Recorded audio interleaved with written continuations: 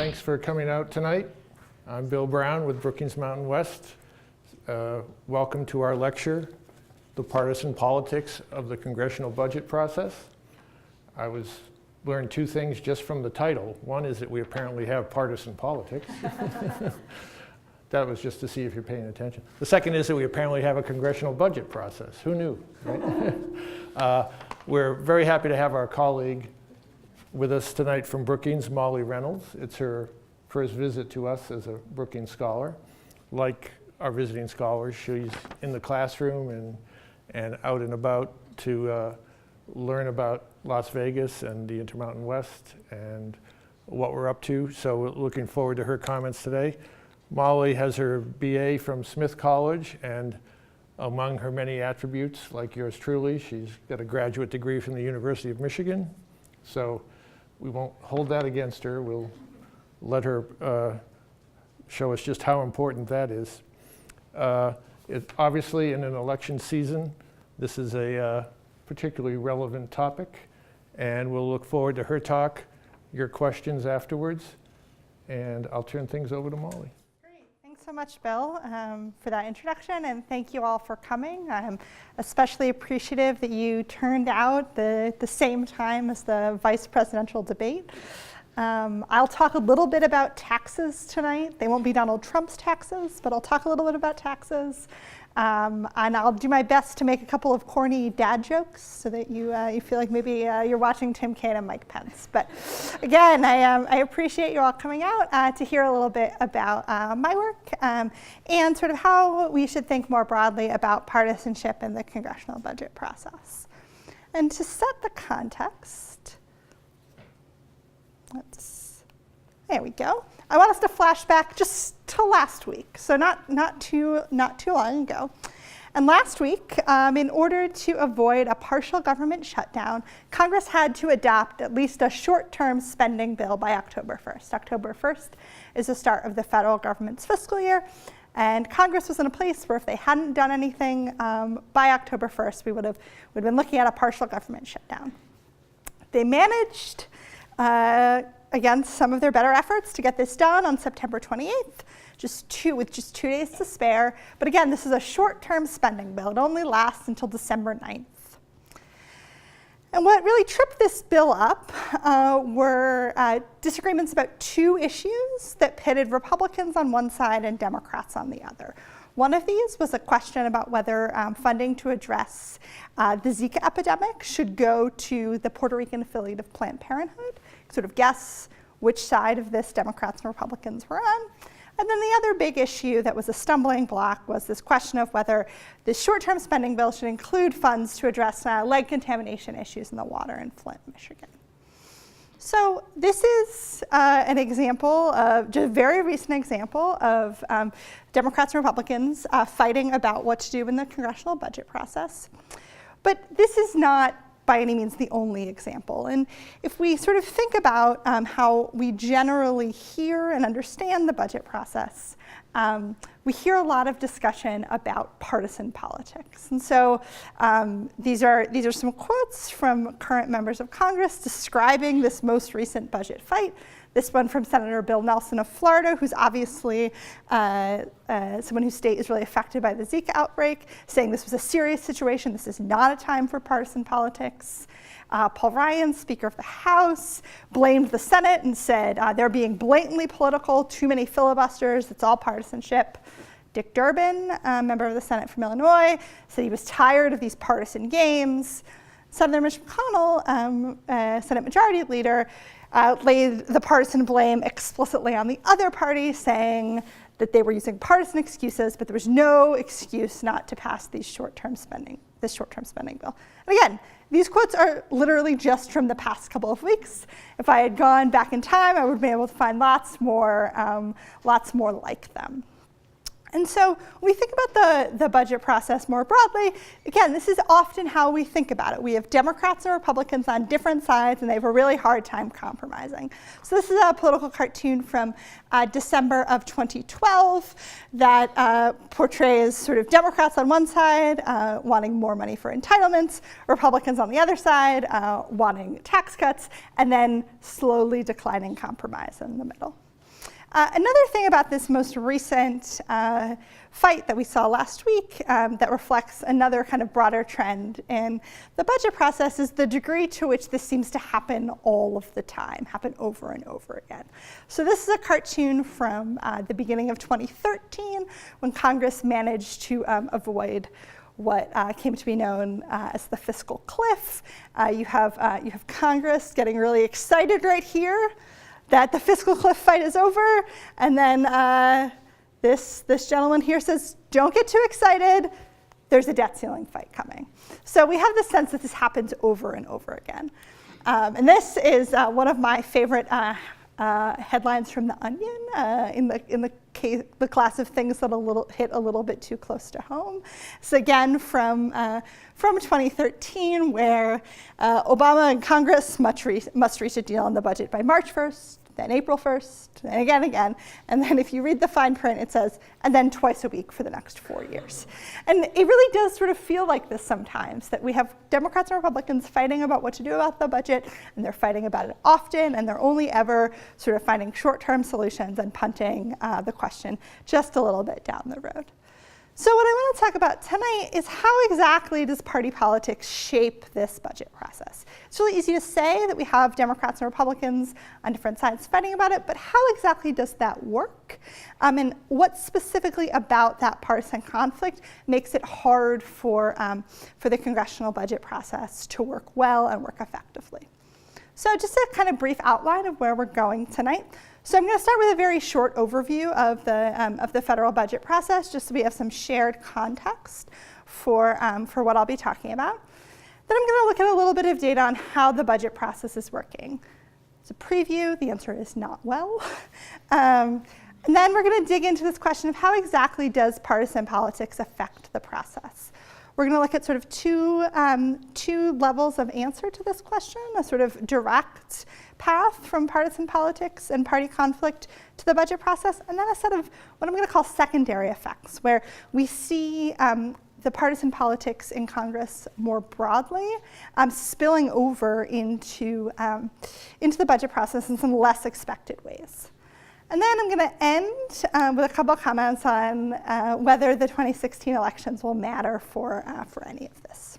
So just to, like I said, quickly walk us through the federal budget process. The federal budget process begins with federal agencies, the Department of Defense, the Department of Agriculture, et cetera, sitting down and deciding how they think money should be spent in the programs that they're responsible for.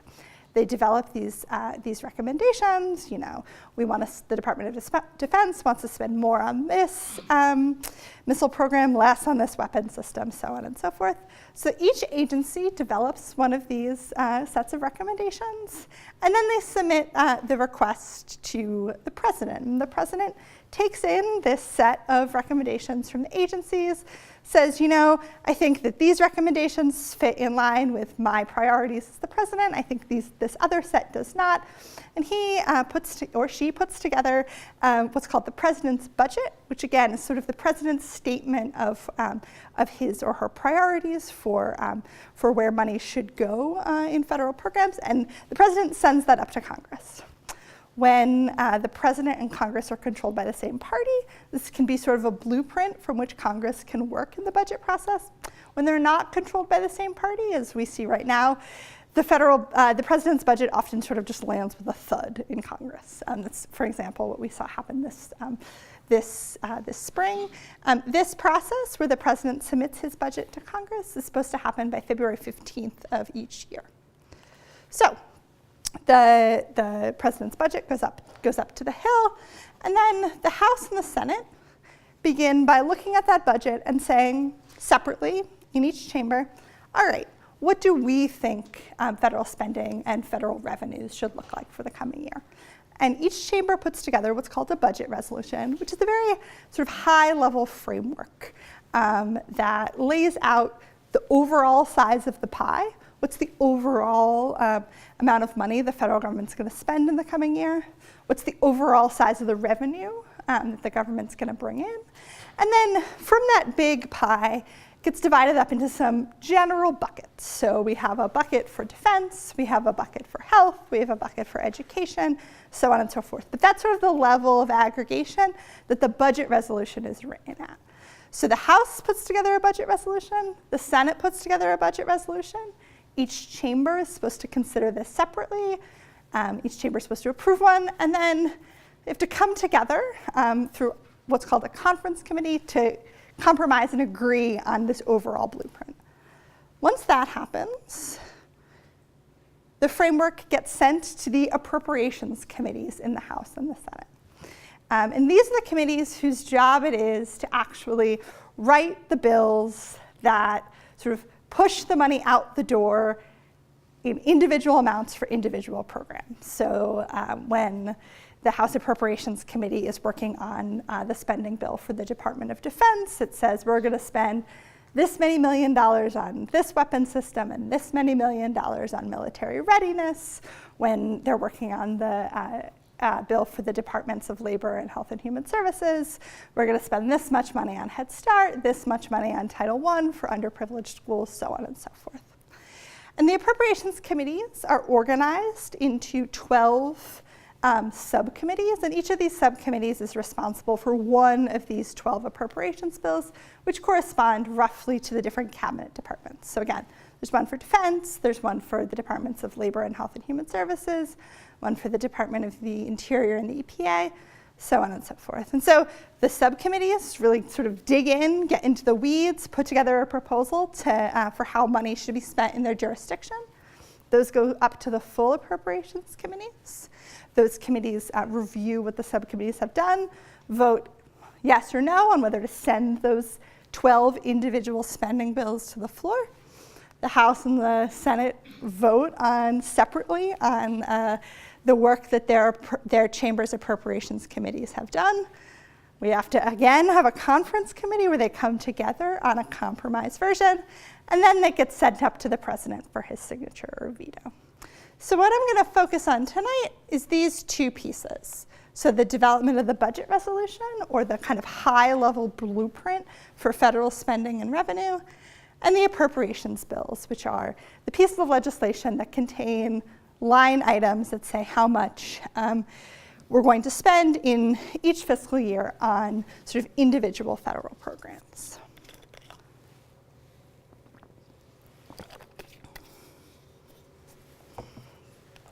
So how has Congress been doing at completing both the budget resolution and these appropriations bills? So first, let's look at how frequently Congress actually manages to pass a budget resolution. So here we see what's happened in the past when the same party has controlled both houses of Congress. So we see that when Democrats and Republicans, or when Democrats control both houses of Congress, they've managed to produce a budget resolution about 92% of the time. When both chambers are under Republican control, it's a little less than that. But overall, we're doing okay. This is sort of B minus work if we were giving them a letter grade.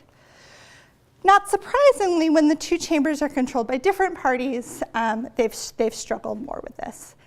Finishing a budget resolution only 64% of the time. And you might note here that historically, when the divided control of the chambers has given the Senate to Republicans and the House to Democrats, we actually have managed to do pretty well at finishing a budget resolution. But all 5 of these years are at the very beginning of the time span we're looking at here, so in the mid to early 80s. And one thing that I'm going to argue in a little bit is that some of the structural reasons for dysfunction in the budget process have gotten worse over time.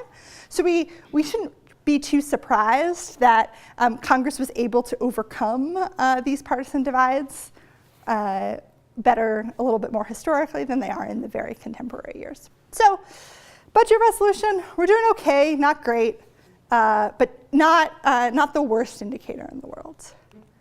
What about developing appropriations bills? So this is the question of when the House and the Senate appropriations committees really go to work on their individual proposals, do they actually get that part of the process done? And this greenish line is the House. This dark blue line is the Senate. And this graph takes us from 2007, fiscal year 2007, which is the first one under Democratic control after the 2006 elections during the end of the Bush administration, through 2016, which is the fiscal year that just ended. And the reason this is an important metric is because two things. One, there's really important work that happens when the appropriations committees dig into these spending bills. It's a really important venue for congressional oversight. So if you're the House Appropriations Subcommittee on the Department of Defense, and you want to figure out whether a new weapons system is really cost effective, whether the military is doing what it's supposed to be doing, what better way than to haul the person in charge of that process up before your committee when you're trying to decide how much money to spend on it and ask them a lot of questions. So it's important because there's important deliberative work that's done when committees work on these bills. It's also important because it can be a signal for how the members who actually sit on the Appropriations Committee think the process is going to go. So if you're a member of Congress, you've got a lot of demands on your time, and if you don't actually think that Congress is going to finish the appropriations process, you have much less of an incentive to do all the really hard work in putting together an appropriations bill if you think that it's going to go nowhere. So again, the Senate, we can see, has done pretty well. So 12 is the number of appropriations bills we're shooting for every year. And since fiscal year 2007, Senate's, there have been some years when they haven't finished them all, but they've finished them all the past 2 years, and they've done okay. The House has varied a little bit more. In fiscal year 2010, they did not do particularly well. But again, this isn't the worst indicator, but it could be better. What about actually passing these appropriations bills? And here is where we really start to see an indicator of some of this dysfunction. And so the green line here is how many standalone appropriations bills has Congress actually enacted in each of these years. And again, what we're shooting for here is 12. We're shooting for Congress to actually, so I will say that you'll really eagle-eyed viewers will note that there was a period of time when we were shooting for 13. Now we're down to 12, and that's why this line is a little bit higher here. So we're shooting for 12 or 13, depending on the year. And again, this is what we want to see. We want to see Congress working on separate appropriations bills, making decisions about how to spend money in different areas of the federal government, devoting floor time to really having these debates. So the solid green line has fluctuated over time, but if you can see this sort of dotted line here is a linear trend in this solid line, and that's fallen considerably over time. And for instance, this fiscal year, Congress managed to finish just one separate spending bill so far. And then this sort of blue dotted line is how many of these separate bills did they finish on time, which is by October 1st. And we can see again that has really gotten bad in the past decade or so, to the point where there were several years before this one where Congress actually managed to complete none of the separate appropriations bills on time. So lastly, the last metric I want us to look at is this question of how long do we spend under what are called continuing resolutions. And these are these short-term spending bills, like the one that Congress passed last week. And we call them continuing resolutions because they take the amount of money that Congress was spending last year and they just continue that on into the next year. And continuing resolutions are suboptimal for a couple of reasons. One is that they're really bad for the agencies that have to operate under them. They give agencies a lot of uncertainty. So if you're a federal agency and you are operating under continuing resolution, you don't really know, you know how long that one is going to last, but you don't know whether it's going to be followed by another continuing resolution, whether it's going to be followed by a full appropriations bill. If it's followed by a full appropriations bill, will that bill have more money? You don't know. So it's really hard for you to plan and make decisions. So we've seen this. So this graph goes back to 1998. We saw, and this is the number of days on the y-axis. And so we see here that for a while Congress was using continuing resolutions frequently, but they were sort of shorter in duration. And then between 2007 and 2013, we actually had several years where basically the whole year was spent under a short-term spending bill that just kind of continued funding from the previous year, which again is bad for agencies. So this, like the last graph, again, is not terribly promising for Congress. So verdict here, Congress regularly struggles to complete various parts of the budget process on time. Is party conflict to blame? I'm going to argue yes, it is. And we're going to look specifically at 3 ways that party conflict can derail the budget process. The first is when there are intra-party divisions, so when, particularly within the majority party, when there's disagreement within the party. We're going to look at inter-party divisions, when the 2 parties disagree with one another. And then we're going to look at inter-branch divisions, which is basically when Congress and the president disagree about what should happen. And in this part of the talk, I'm going to be relying on some work from 2 sets of political scientists, one, John Moon and Sarah Anderson, and then another named Peter Hansen.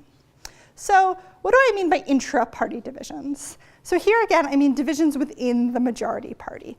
So currently, both chambers of Congress are controlled by Republicans, and so this would, when in the current Congress, this would mean divisions within the Republican Party.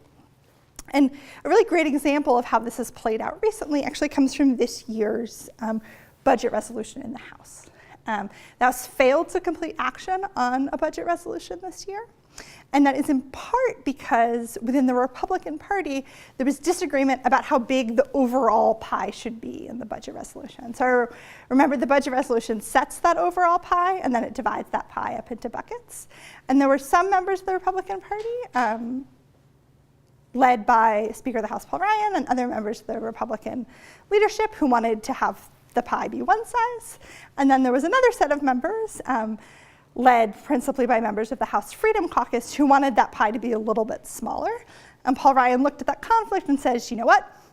I don't have enough members in my part of the majority party to get a majority on the floor for a budget resolution, so I'm just not going to do it at all.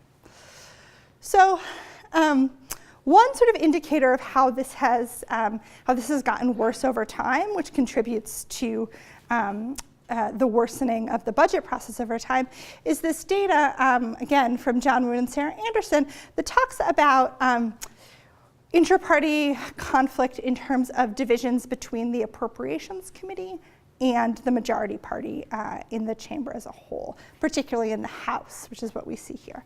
And the idea here is that if the Appropriations Committee in the House, even the majority party members, want one set of spending priorities, if the whole majority party doesn't agree with them, they're going to have a hard time getting that bill that the Appropriations Committee puts together through the full House. And so this is important because this means that even when when your party is in the majority, if you have enough disagreement within your party, it's gonna cause problems for the budget process as well. And so what Moon and Anderson argue is that when you have this distance between majority party appropriators and the majority party as a whole, the appropriations process takes longer to complete, which is one of the indicators we looked at before. And you can see that this has sort of increased steadily over time. What about inter-party conflict? So this is sort of what we often think about when we talk about polarization in Congress, and that's that there are big divisions between the parties.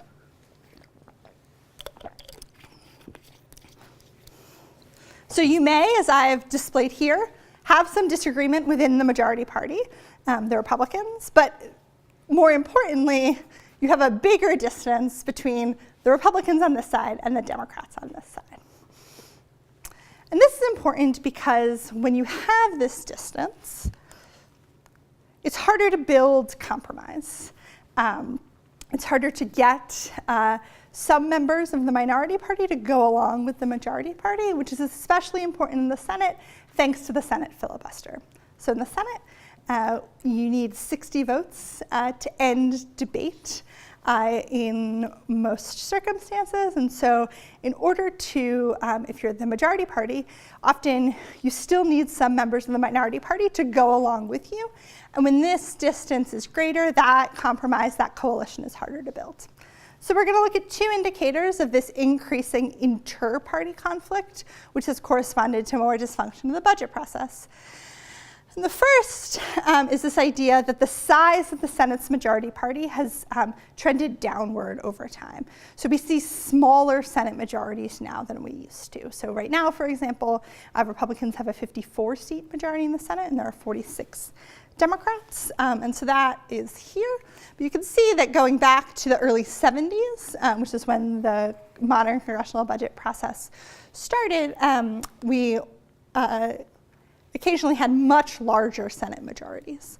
And so what Hansen finds is that as the size of the Senate majority party gets smaller, as the Senate majority party has to rely more on members of the minority party to get things done, we see more of these what we call omnibus appropriations bills, which is where Congress ends up taking those 12 separate bills they were supposed to do and folding them together into one big bill. We see more omnibus bills. And the idea here is pretty simple. If you're the majority party and it's going to be hard for you to build a coalition, it's really attractive to have to do it just one time on one big giant spending bill than to have to try and do it 12 separate times. Another sort of finding that comes out of this work is that we see more of these big omnibus bills in the Senate when the Senate is more polarized. And so that's the idea that Republicans and Democrats are farther apart from each other than they used to be. And again, we've seen this increase pretty consistently over time, going back to the, from the 70s until today. So we talked about inter-party conflict. What about inter-branch conflict? So this is the idea that you have Congress over here, the president over here. And again, it's the same logic. When there's ideological distance between the two branches, it's harder to build compromise, and thus either it takes the process longer to finish, or it's more attractive to do one giant spending bill to negotiate just one big agreement between Congress and the president, as opposed to having to do it 12 separate times, and it's harder to get it done on time.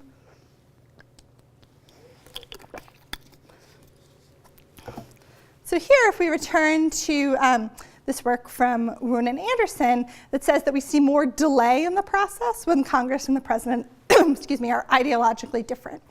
And so this dark blue line indicates ideological difference between Congress and the president. These shaded areas correspond to periods of divided government. There should also be a little stripe of divided government right here in the 110th Congress.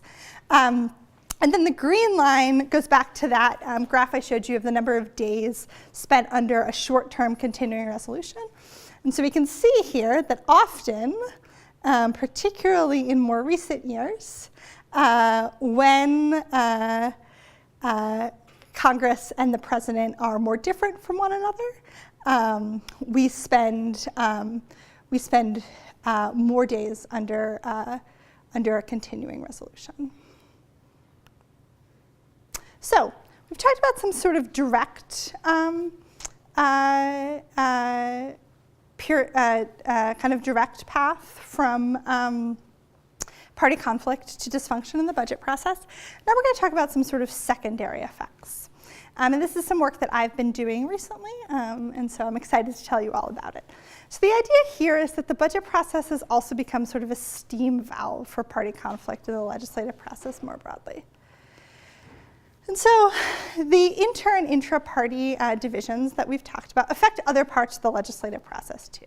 The budget process doesn't operate in a vacuum. And in other parts of the legislative process, party leaders respond to this conflict by trying to manage the process really tightly to ensure that their preferred outcomes are the ones that are produced.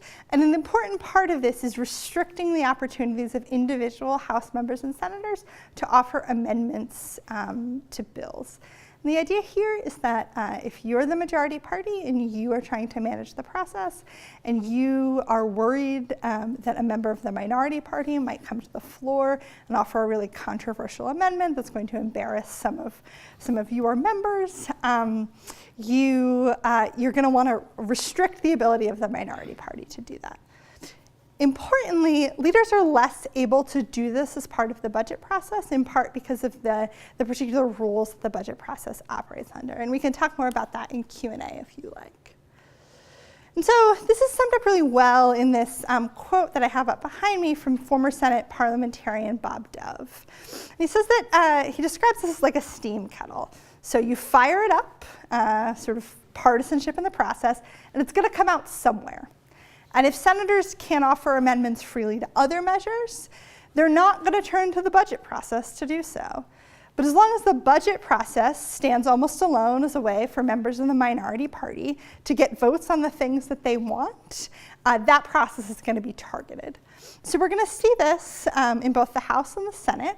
And just an example comes from the House Appropriations process in 2015. So this is sort of what it means to use the steam valve. So in July of 2015, the House is debating the spending bill for the EPA and the Department of the Interior. And this is just after, you may remember, the shooting at a black church in Charleston, South Carolina, of a number of parishioners. And in the aftermath of that, the South Carolina legislature chose to take down the Confederate flag from the Capitol grounds. So some Democrats, sort of sensing that this was a salient political issue, offered an amendment to this appropriations bill that would limit the display of the Confederate flag on federal lands. This amendment is adopted. It's approved in the course of debate. Republicans respond with an amendment of their own that would basically undo the Democrats' efforts. And so this leaves then Speaker of the House John Boehner with a tricky situation. Does he let this vote on this Republican amendment go forward? It would potentially expose both divisions within his party and sort of show the world that there were members of the Republican Party who were willing to vote for this amendment. This was, again, a politically tricky situation for him. And what he chooses to do is, instead of hold a vote on this contentious issue, he pulls the appropriations bill from the floor. And this actually marks basically the end of the regular consideration of appropriations bills in the House in 2015. Boehner is significantly worried that Democrats will try to offer similar amendments to future appropriations bills, and he doesn't want to have to deal with resolving that dispute within his caucus. And then we sort of end up, as we have a number of times recently, with a big omnibus bill that folds those 12 separate bills together last December. So to look at some data on this, so this graph reflects the overall decline in the opportunities for members of the House to offer whatever amendments they want to bills. And so this goes back to the 103rd Congress, which is in the early 90s. And the y-axis here is the share of all bills except for appropriations bills that are considered under the House under open amendment processes. And so we can see that this used to be in sort of the 40 to 60% range, and then has dropped off precipitously over time to the point where in the 111th Congress, there were actually no bills other than appropriations bills that were considered under this kind of open amending process that allowed individual rank and file members to offer what they wanted. So, not surprisingly, over what's basically the second half of this graph, so going back to 2004, we've seen a corresponding rise in the number of amendments that House members want to offer on appropriations bills. So this has risen pretty quickly over time. This spike up in 2010 has a lot to do with a Defense Department appropriations bill that included something like 500 proposed amendments by now Senator Jeff Flake of Arizona.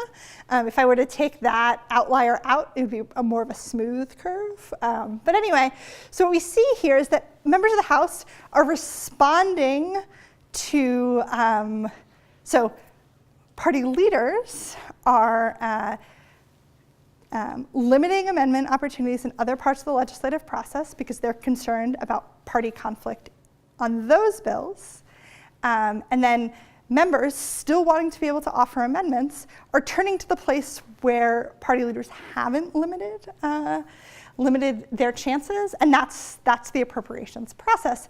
And we worry about this increase for two reasons. One, because like in the case of the Confederate flag amendment, when some of these increasing number of amendments are really controversial, it can lead party leaders to just want to abandon the regular budget process altogether. In addition, this can just take a really long time to finish. So this is the average number per appropriations bill. But again, I was saying in 2010, Jeff Flake wanted to offer 500 plus amendments to just one bill, and that takes a lot of time for Congress to get through. And we know that Congress in recent years has been less and less want to stay in Washington. They're taking long recesses, and so the more amendments there are to the appropriations bills, the longer the process takes to get through. So in the Senate, we see a similar dynamic on the budget resolution. So this dark blue line and then the corresponding linear trend line indicate the overall trend in amendments in the Senate. And so this is on this y-axis.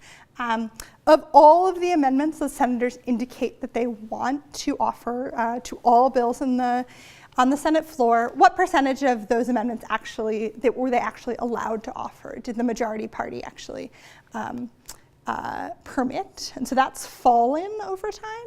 And then at the same time, we've seen a steady increase in the number of amendments on the budget resolution. So again, and this goes back to that quote that I read you from the Senate parliamentarian. When senators are losing their ability to offer amendments elsewhere, they turn to the place where they still have unlimited amendment opportunities, and that's the budget resolution, and that makes that process take longer and be more prone to controversial amendments. So I'm just going to wrap up quickly, and then I'm going to leave some time for questions with this question of, will the 2016 election matter? So on the upside, there is some interest in both chambers of Congress right now, both the House and the Senate, in budget process reform. Relatively little of it is directed at these procedural components that I was talking about, this business with amendments. The biggest idea that there's some enthusiasm in Congress about right now is something called biennial budgeting, which would basically take that, in sort of the most common formulation, would take that budget resolution, the big picture framework, and instead of doing it every year, Congress would do it every other year. The argument here is, Congress has gotten pretty bad at finishing it each year. If they only had to do it once every 2 years, great, less work. The downside is that if we think that the reason that Congress doesn't want to finish the budget resolution is these structural factors, are those really going to go away when it has to do it only every other year? The stakes of not finishing it, if they only have to do it every other year, are a little bit higher. So we'll see. But like I said, there's some interest in both chambers right now, and we'll see where that goes.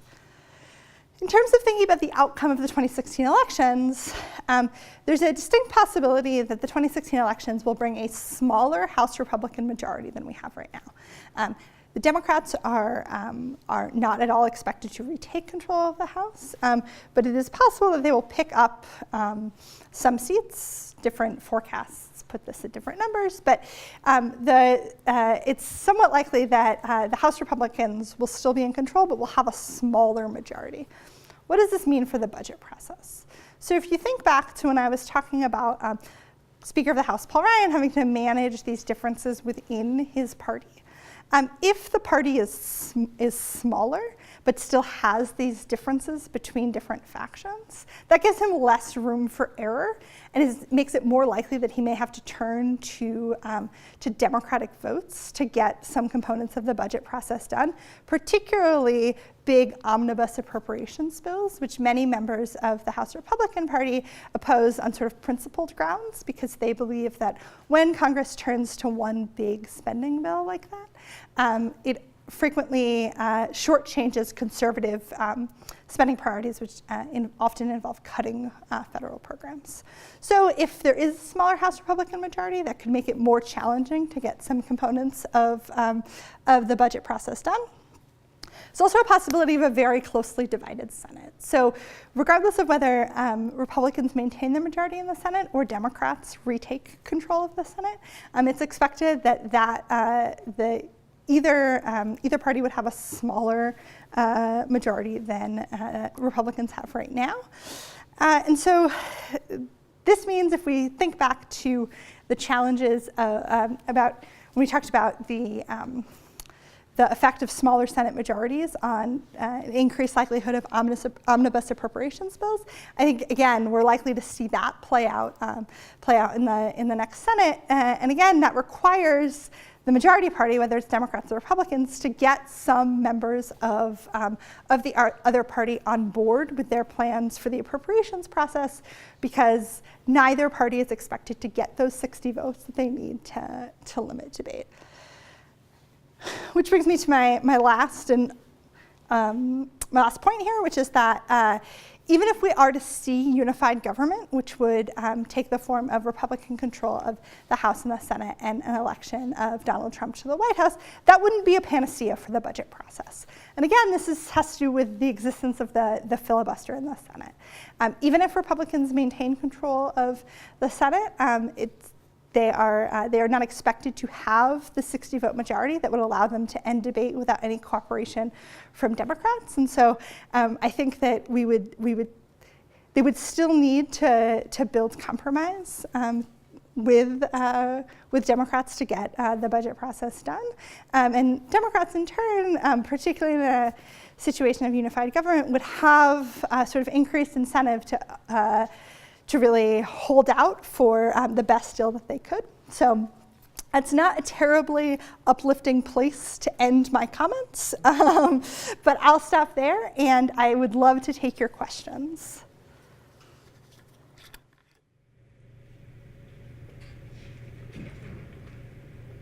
We have time for a few questions, if anyone, or comments, if anyone wants to get us started.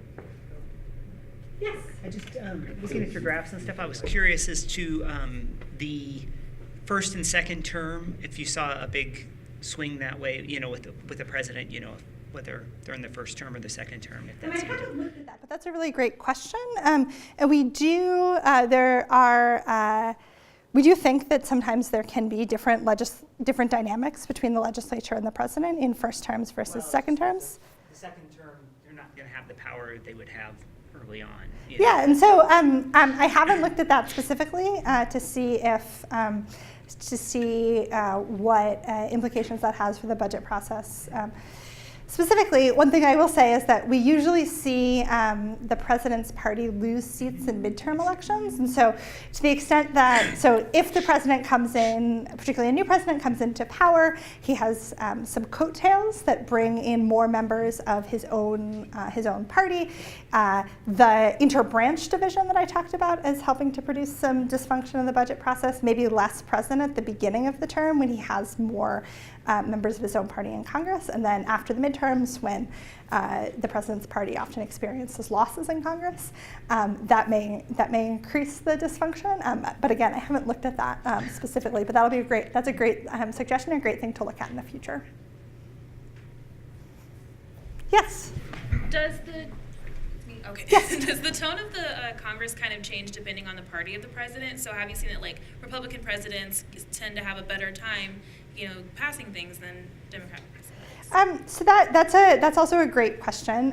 One of the things that's a little tricky about looking at things like that is that we've seen a sort of increase in polarization over the past 30 years. And so we're at sort of the peak of that now. But we only have so many presidents to look at. So we sort of have 8 years of Barack Obama in the White House with increasing polarization. We had 8 years of George W. Bush with increasing polarization. And I think as we go further into the future, we'll get a better, more data that we can look at on that front. One thing that is interesting to think about in the budget process is what kinds of priorities do Republicans presidents versus Democratic presidents generally have. And so we know that there are certain federal programs that Democrats frequently want to spend more on, and there are certain things Republicans frequently want to spend more on. And so, so that can also give us a sense of sort of what the tone is like, particularly because Democrats are generally in favor of more spending than Republicans are, and Republicans are often in favor of more tax cuts.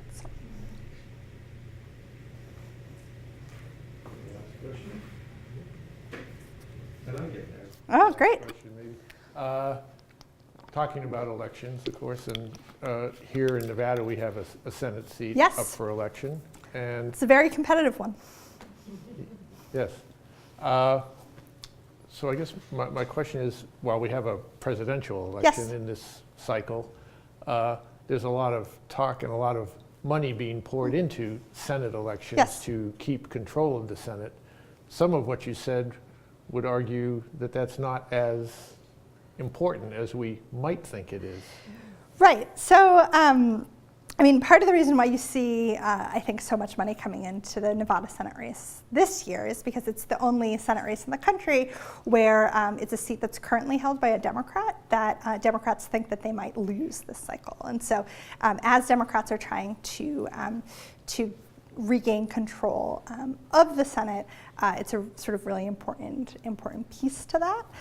So I think that in the budget process, I would argue that building compromise is challenging, regardless of which party is in control of the Senate, and it will require some sort of bridge building across the aisle. At the same time, I would say that in the legislative process more broadly, it matters quite a bit which party is in control of the Senate, in part because the party that's in control of the Senate is the one who gets to decide what the Senate works on. The Senate Majority Leader has certain scheduling powers. He gets to set the agenda of what gets considered on the Senate floor. So we know that every year Congress is going to work on the budget process. It's one of its most fundamental responsibilities, and even if it has trouble finishing it, we know every year they're going to work on it. But there are lots of other things that Congress could or could not be working on, and so they're really important agenda choices that the different parties will make different choices about. So in that sense, I would say it matters a great deal. In the context of the budget process, it also certainly matters in terms of both the size of the overall pie. Democrats often want a bigger pie, Republicans want a slightly smaller pie. And exactly how that pie is distributed will vary across the parties. But at the end of the day, you're right, regardless of which party is in control, they're going to have to cooperate some with members of the other party. Maybe we should leave on that optimistic note. I'm glad you got me back to some optimism from the pessimism where I ended my lecture. So, Thank you for Thank you. navigating us through this process.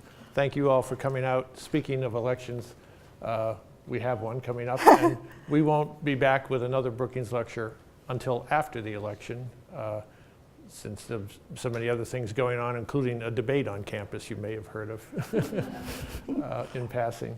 So if, we'll be back on November 15th with a talk from a visiting Brookings colleague on the clean tech economy, something that's been in the news quite a bit here in Nevada lately regarding solar energy and the Public Utilities Commission. So if you can join us then, we'd love to see you.